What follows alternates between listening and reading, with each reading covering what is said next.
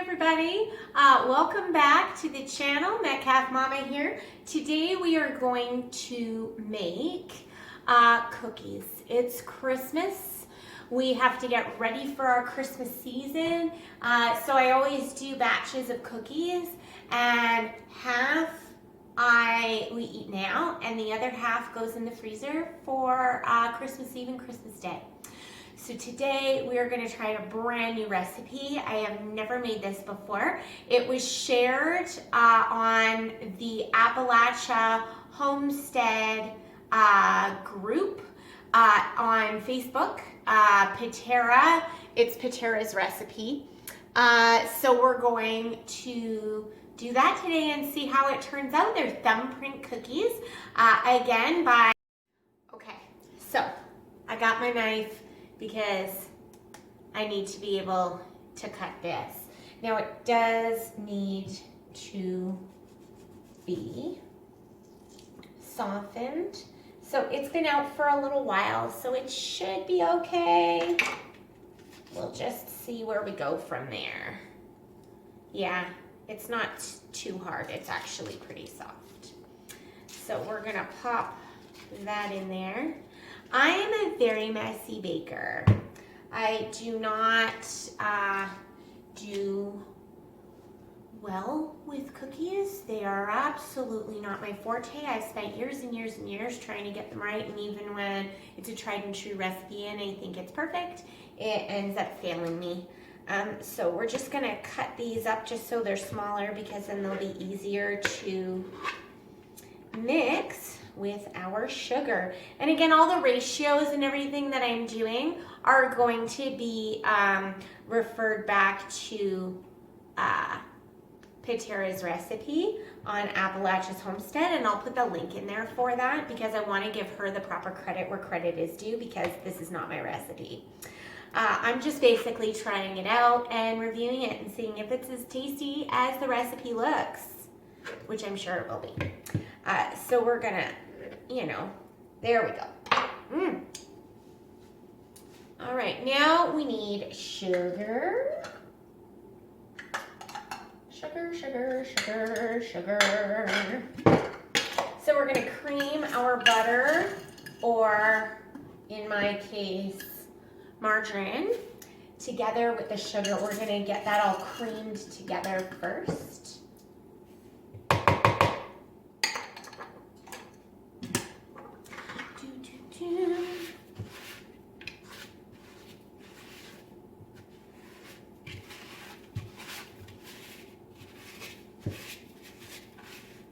So that's basically how you cream it. Is, that sounds wrong, but whatever.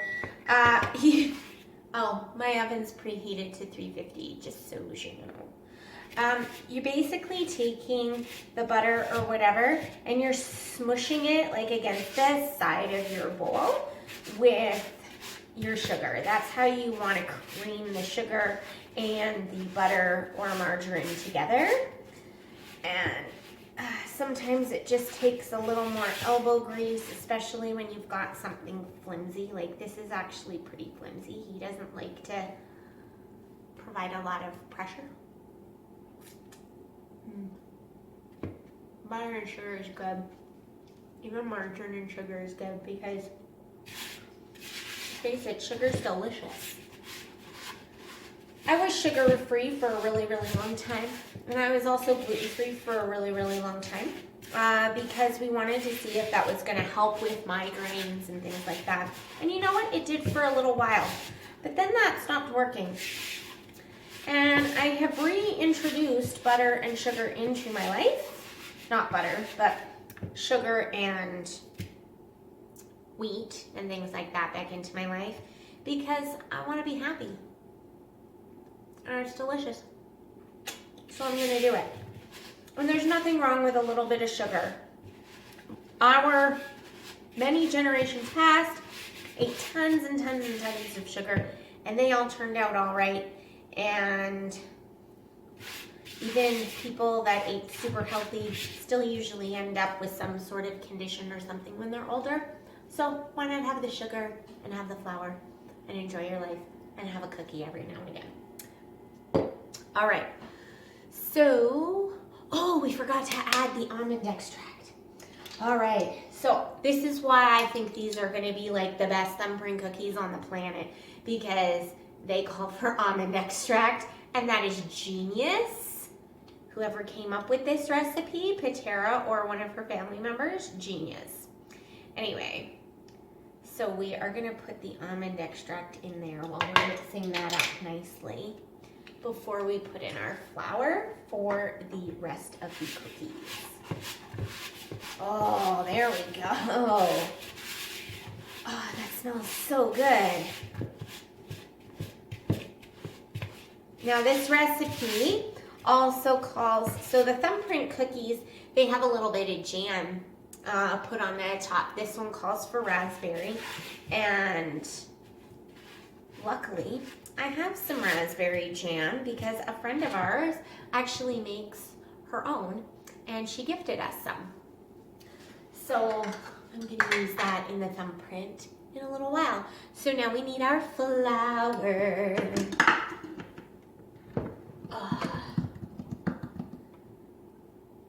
Now you always want to scrape off so it's flat.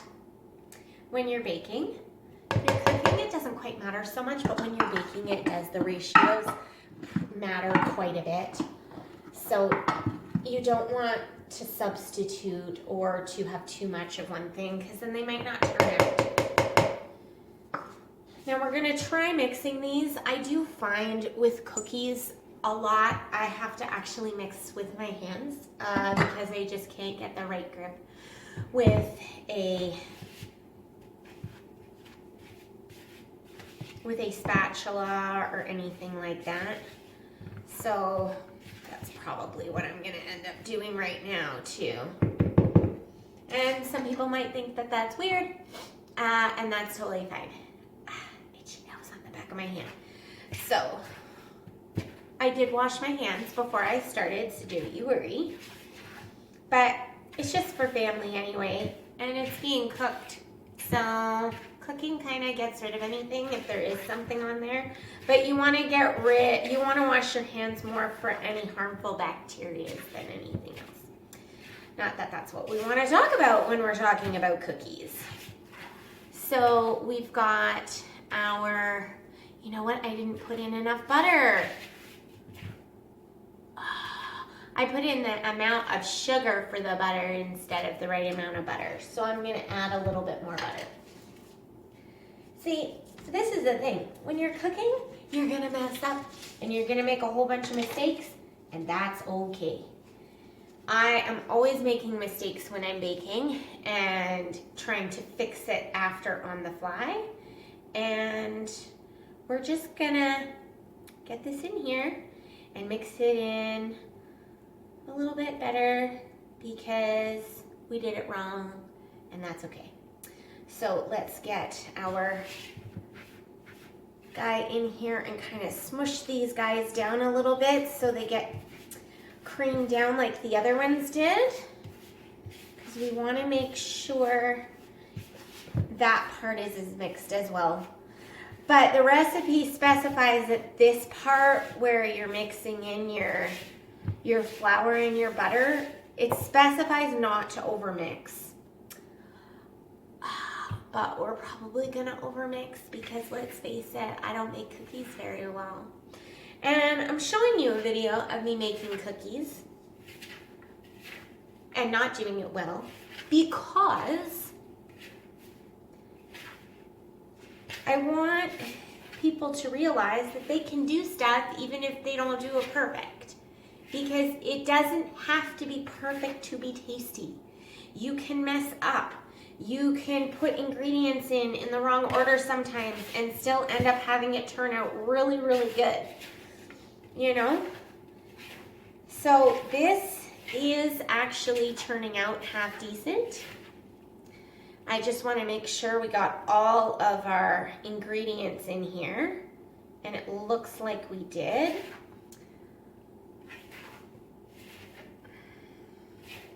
Put in 2 cups of flour.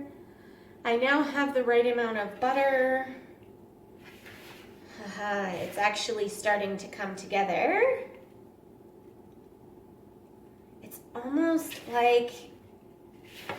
almost like a shortbread consistency.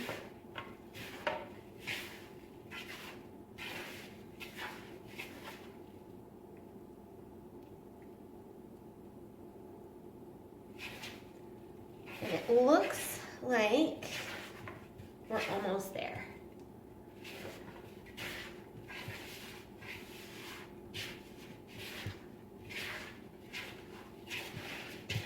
So now we are supposed to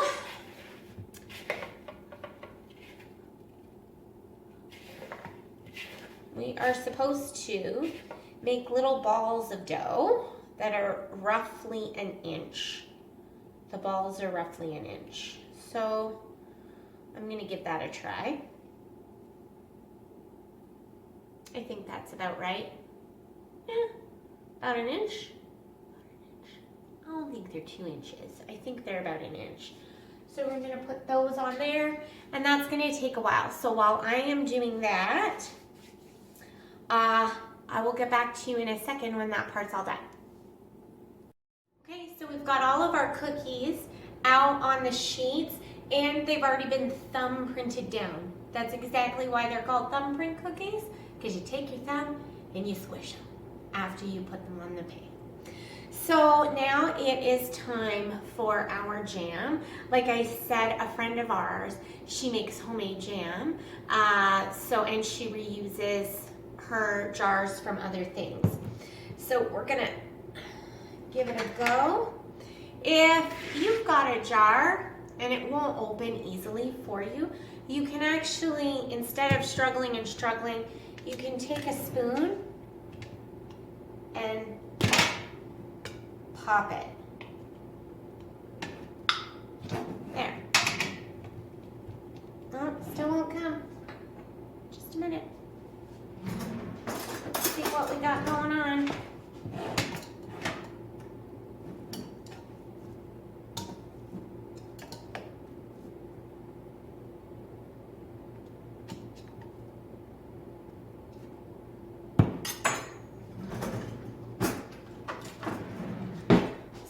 It's really hard for me to get them. There we go. So it just needed to get pried open just a little bit more.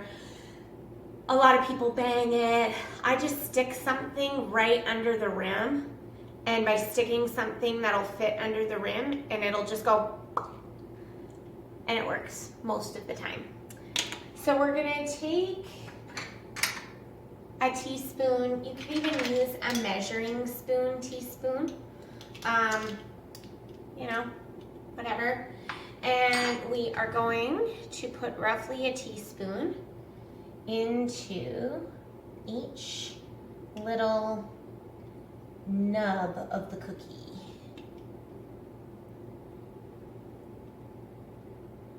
There we go. There we go. So I'm gonna get all these all done up, and when they're done, we'll come back and show you. So we've got our raspberry jam and our thumbprint cookies. So here's roughly what it looks like. We're gonna pop them in the oven at 350 for 12 to 15 minutes is what the recipe calls for. I always have to go the least amount of time. So 12 minutes is what we're gonna do on this, because that's just what my oven needs, and you'll figure out what your oven needs if you decide to make them. So we're gonna put them in here. I also don't put cookies in the middle rack. My oven element is very hot, so I have to put them closer to the top of the oven so the bottoms don't burn, and that's just what works.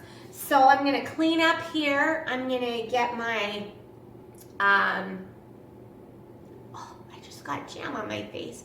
I'm gonna clean up. That is good raspberry jam.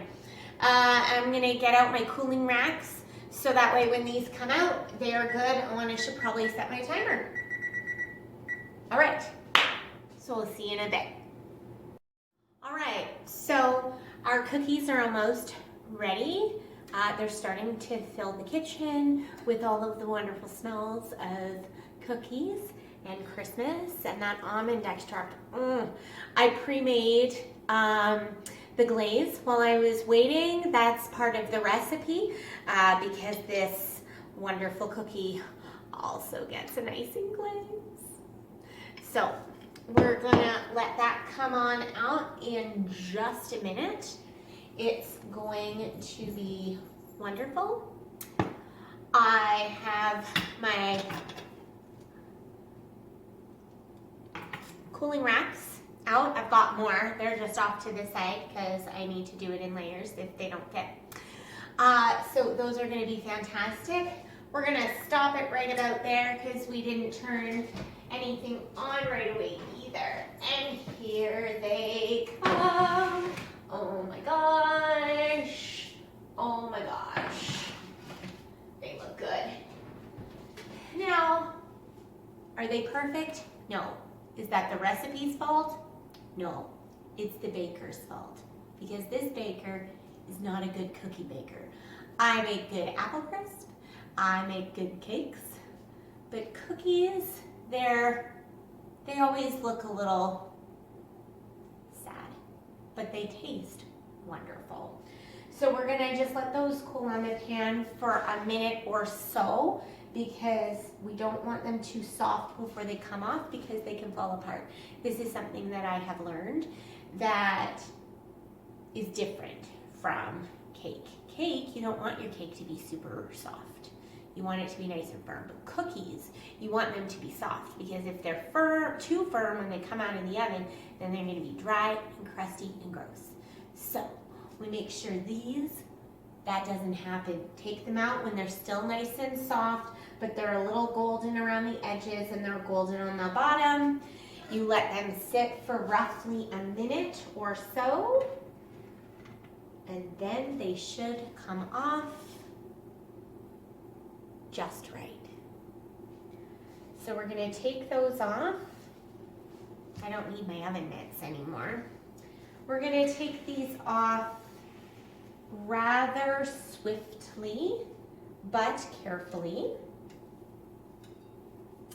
And they are the perfect consistency. I have never made thumbprint cookies before, not really.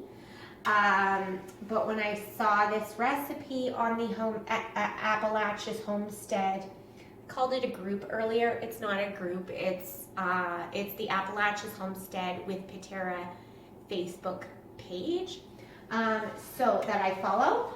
And when I saw this recipe on there, I was like, oh my gosh, that looks easy. It was like, what, 5 ingredients? Maybe?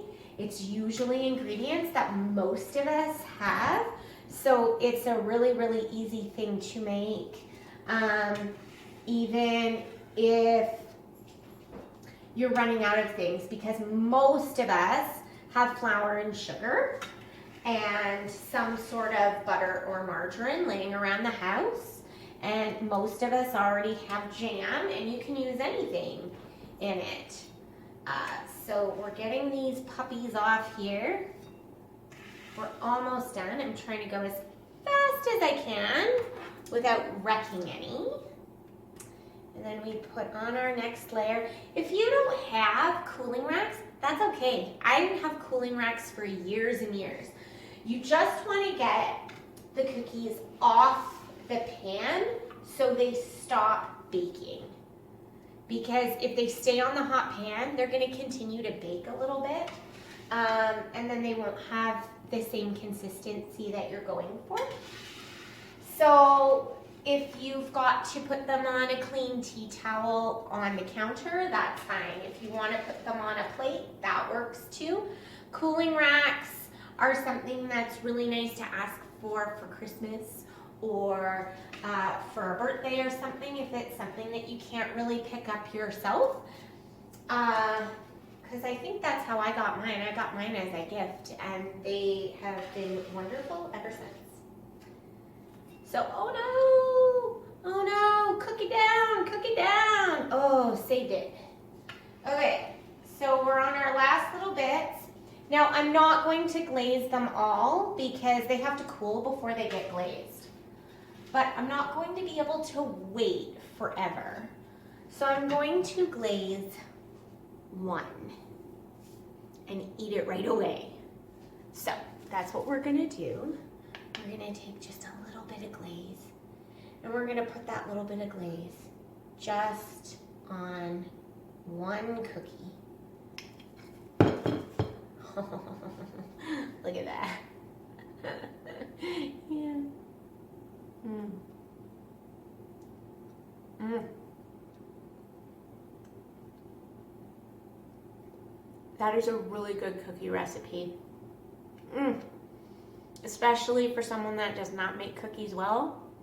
This was easy and it's very, very tasty. You just follow the recipe and do what it says and they should turn out for you too. Sorry, these are just so delicious.